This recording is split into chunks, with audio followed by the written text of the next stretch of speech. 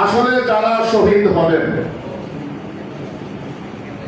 এরা কোনো রুটি ভাত নিজের অন্য কোনো কিছু ব্যক্তিগত কিছু পাওয়ার জন্য এই শাহাদাত পেশ করেন নাই, বরঞ্চ এই দেশের গণমানুষের বাক স্বাধীনতাকে ফিরিয়ে আনার জন্য, ভোটের স্বাধীনতাকে ফিরিয়ে আনার জন্য, অন্য দেশের কদল থেকে নিজের দেশটাকে আবার নিজের করে ফিরিয়ে আনার জন্য, দেশের জন্য, ইসলামের জন্য এবং মাদ্রাসা মসজিদগুলোর রক্ষার জন্য, আপনার তাহজিব তাওয়াক্কুল রক্ষা করার জন্য এদেশের মানুষকে মুসলমান হিসেবে, মুসলিম হিসেবে বেঁচে থাকার অধিকার দেওয়ার জন্য এই শাহাদাতের নজরানা পেশ করেছে, ঠিক না?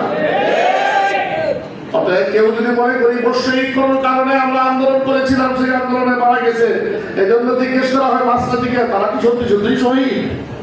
অনেক সময় এই সমস্ত প্রশ্ন আসে, সত্যি সত্যি না তিন সত্যি তারা শহীদ এবং শহীদ শহীদ শহীদ অবশ্যই শহীদ তারা।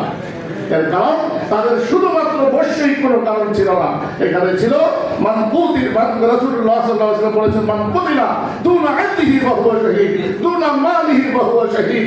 এই যে রাসূল বলেছেন নিজের সম্পদ বাঁচাতে গিয়ে, নিজের সম্ভ্রম বাঁচাতে গিয়ে, নিজের স্বাধীনতা বাঁচাতে গিয়ে, নিজের দিন বাঁচাতে গিয়ে যদি কেউ মারা যায় তাহলে সে শহীদ। আমাদের দেশে এবারের আন্দোলনে সবগুলো কারণ পাওয়া গিয়েছিল, ঠিক না? আরেকটা কথা, খুব জরুরি কথা, ইদানিং কিছু দুষ্ট রাজনীতিবিদ অথবা রাজনীতির নামে কিছু দুষ্ট লোক অনুপ্রবেশ করে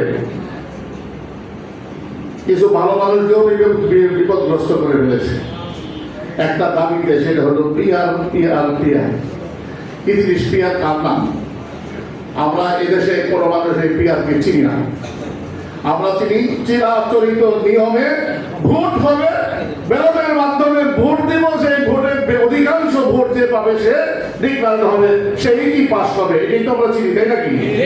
তাহলে আমরা ওই পিয়ারের নামের কি একটা নিয়ে আসতেছেন, এই পিয়ারের শুভঙ্করের ফাঁকি, এই আর শুভঙ্করের ফাঁকি ছাড়া পিয়ার আর কিছুই নয়। এদেশের মানুষকে আবারও গোলামীর জিঞ্জিরে নিয়ে যাওয়ার জন্য, আবারও এদেশে হিন্দুত্ববাদকে প্রতিষ্ঠিত করার জন্য পিয়ারের আওয়াজ যারা উঠাচ্ছেন তাদেরকে বলবো মেহেরবানি করে দয়া করে আবার পিয়ার কি জিনিস ভালো করে বুঝেন, বুঝে শুনে পিয়ারের আওয়াজ উঠান, আর না হয় এই পিয়ারে আবার আমাদেরকে গোলামের জিঞ্জির পড়ে যাবে।